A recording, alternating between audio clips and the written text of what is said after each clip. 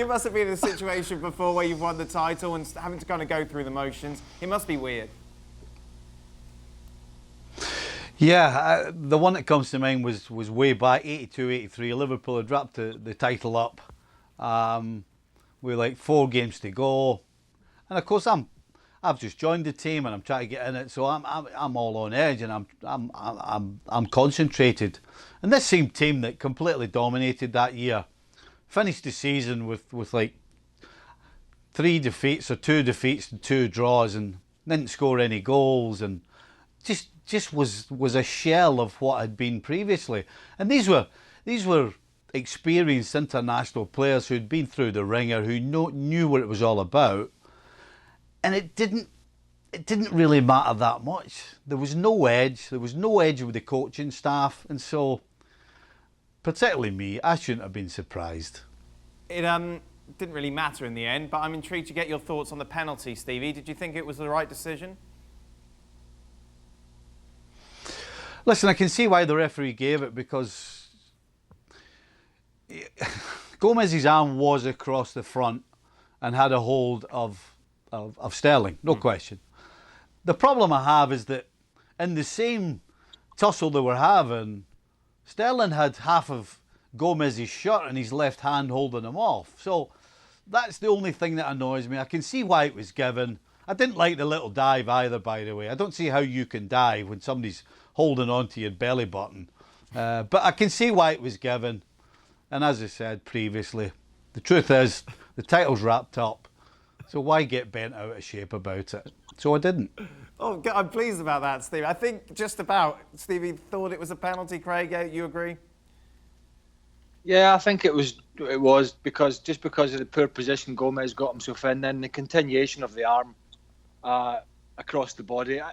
He did then theatrically go down, but I think the referee was just about to award the decision anyway at that point. So it was just another one of the poor decisions that many of the Liverpool players made that they haven't really been making all season, and I think that about sums it up. You know, we saw Andy Robertson charging about and making decisions he hasn't made all year. We saw Mane, a couple of times, clearly through with like an opportunity, and he never even controlled the ball. He never even got a touch on one of them. So these kind of things are unheard of. On top of that, we should remember that Man City have a hell of a lot to play for still this season. They're playing for the places in the team. They are the favourites to win the Champions League. And so when you go there kind of half-baked and half-hearted, don't be surprised if they give you a bit of a thumping. I don't really know what else to say about this game, Ian. You got anything? Phil Foden, obviously good.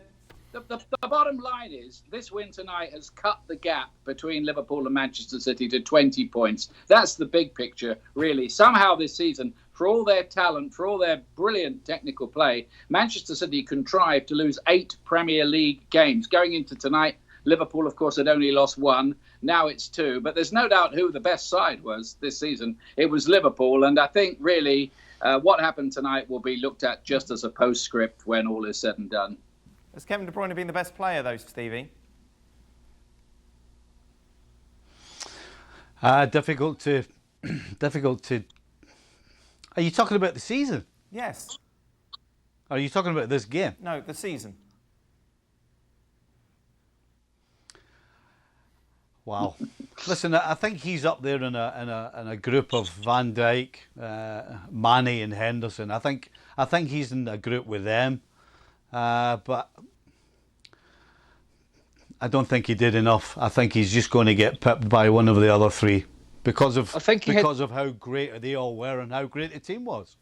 I think as you know, De Bruyne had some injury problems towards the start of the season. I think it's hard to look past a Liverpool player when you're looking at it. And I think somebody who's made the biggest difference for me at key times has been Sadio Mane. Jordan Henderson's been fantastically consistent, but I think Liverpool have leaned on Mane quite a lot, and he has rarely failed to deliver. And I think you could put a strong argument in front of you that said he's been the best player this season, but it's a close one.